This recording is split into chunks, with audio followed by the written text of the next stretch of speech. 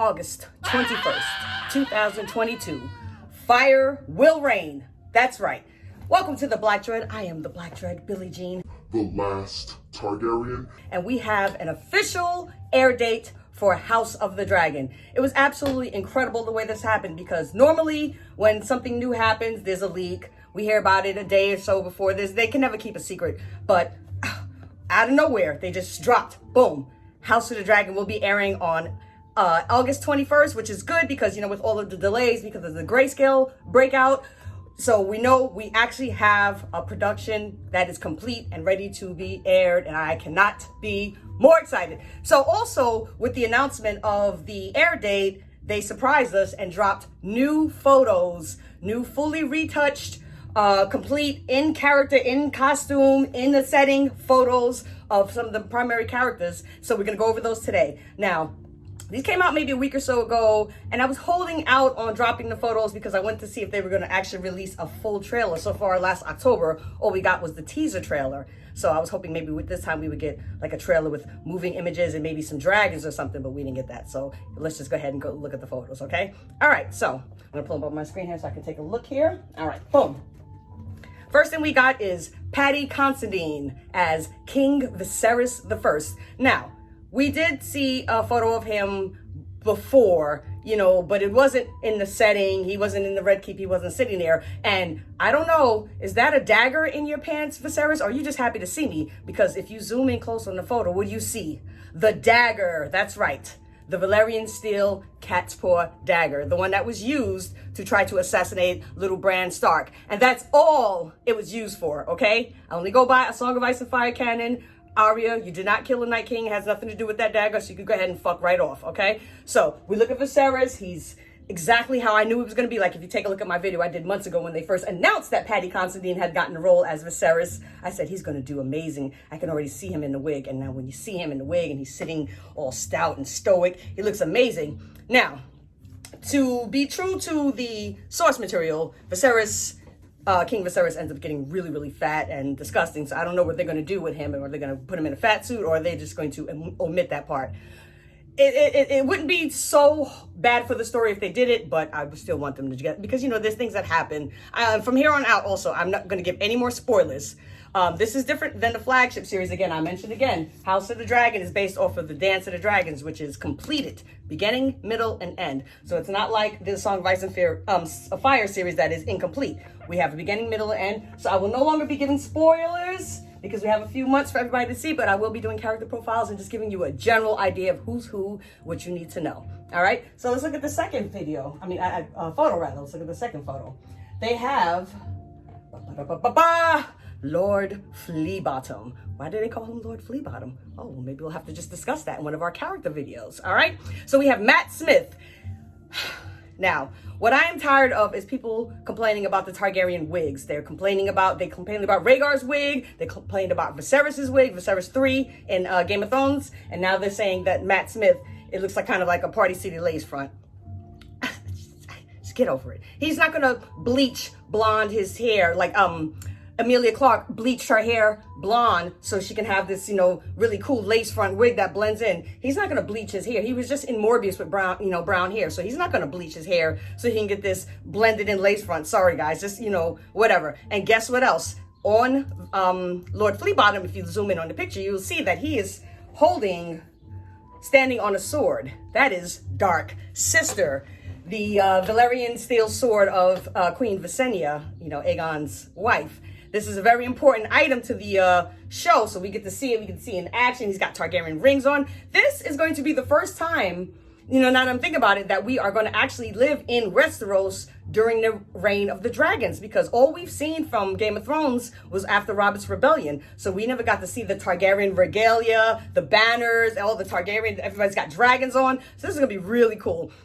Again, this is the second shot we got of Daemon Targaryen. The first one we saw him was on the beach, but this time it looks like he could be in the Red Keep, or he could be in Dragonstone. Who knows where he is? Who knows? Who cares? It looks so cool. All right, so we got another shot of Raynera. Nothing too special about this shot here. It's just another close-up of her. We've seen her before on the beach. This looks like it could be actually in the same shot. So we don't really get any new looks at Raynera the Usurper. And, you know, the word, we'll find out why she's called that in in due time.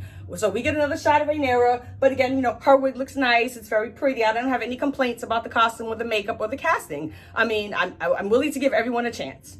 I'm willing to give everyone and everything a chance. Like, I had never heard of Emilia Clarke before, but now, you know, I really enjoyed her performance. So let's give these people a chance. I really enjoy just this anticipation that they've got us into now, because they just dropped these photos and they were doing it like sporadically, just dropping photos. So we're just waiting. We're on the edge of our seats waiting for photos to drop. So yeah, so we've got another shot. Next picture here, we've got our girl, Queen Allison Hightower.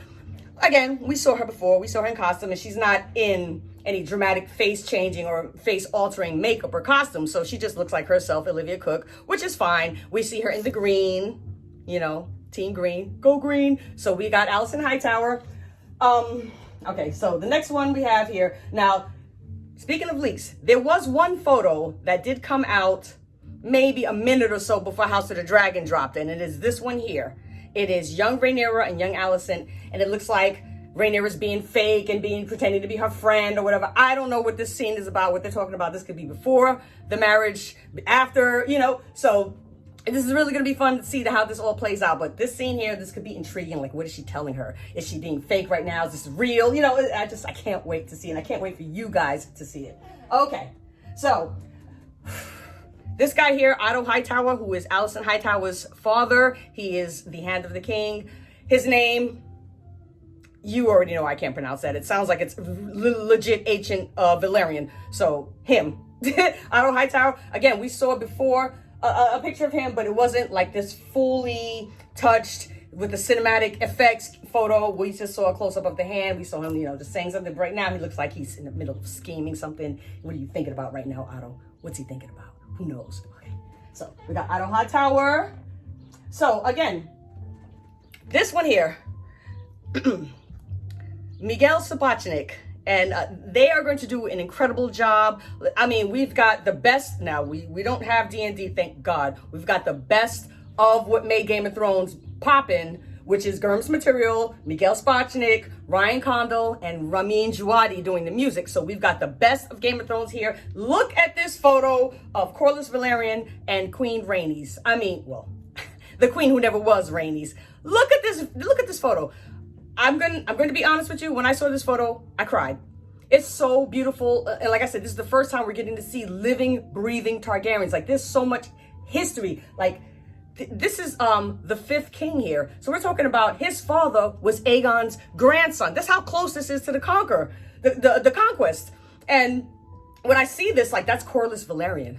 That's the sea snake. And there he is right there in the flesh. Look at the background. Look at this photo. Put it up big. You don't even look at me. Look at that. Her hair. They changed her hair in the book. She's got black hair with streaks of the Targaryen silver because she's half Baratheon, but I don't mind. I don't mind the all silver wig on Queen Rhaenys. We haven't even seen any dragons yet. We haven't seen the children. We've seen photos of who's playing who. Like, maybe just 2 days ago, they cast the Baratheon sisters. They have a major part in the Dance of the Dragons, setting it off, especially the bitch Maris, but we'll talk about her later. Okay, so Fabian Franklin as Christian Cole, the Kingmaker, Lord Commander of the Kingsguard. Okay, so now I know this is years and years and years prior to when we saw Game of Thrones time, which was after the 300s. This is in like 120 something. So the Kingsguard, the regalia, things like that may be a little different. You know, like just like people were wearing bell bottoms and they were skinny jeans. Styles change. So this Kingsguard outfit here, or uniform or whatever, the Kingsguard, I'm not sure I really like it as much as I like the Kingsguard that Jaime Lannister wore in Game of Thrones. He was Robert's Kingsguard. Now, I don't know if styles just changed or if that was Aerys' Kingsguard, uniforms. I don't know if those are the same. I think I saw one scene with Sir Arthur Dayne he had on, but maybe that was just his battle armor. I don't know. But anyway, okay, so, I'm not really feeling this one, but woo, the debate. Fabian Franklin is absolutely dreamy in this photo here. Like, Raynera, if you don't want him, I do. And people are complaining. They're saying the people that they cast as Targaryens, because Targaryens, we are, of course, naturally beautiful and just stunning with the purple eyes and the hair and everything's so gorgeous. And they're saying, well, why are they not casting the most beautiful people? But I'm like, I don't know. I think Matt Smith is beautiful. I think Paddy Constantine is beautiful. I mean, they're saying Fabian Franklin should have been a Constantine, but he's got a traditional beauty. He doesn't have that you look like a drawing. Like, are you even real beauty that like you would expect someone of a Targaryen descent to have? You know, that, oh my, I can't stop looking at you, beauty. You know, Fabian Franklin, he's hot, but he's modern hot. He's lowborn hot. I don't know if that makes any sense. But anyway, I'm not really feeling the King's Guard costumes. I'll see them moving around in it. We'll see what happens. All right. Boom, boom, boom. So, you guys like Varys? You remember Varys? You like Varys? We got the Lady Varys here. This is Lady Misery. Misaria, the White Worm. And she's a big part in the show, in the dance.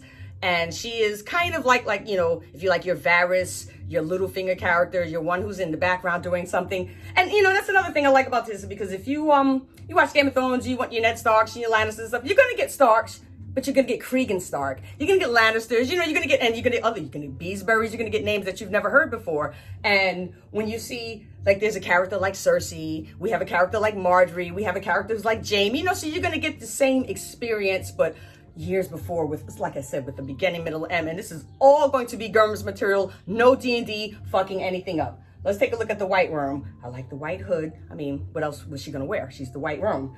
Yeah, it's not really a mind-blowing photo. She's just standing there, but the fact that she, you know, that we can see her and that we know what she, well, I know what she does and what she's going to do. This is just really like, it's like really getting my juices like just running. So it's like, this is going to really happen. August 21st is right around the corner. And let me see, is that the last photo? Yeah, okay, yeah. So that was the last photo. So they dropped all of these 9 photos they dropped on us. We have the date. We don't have a trailer yet.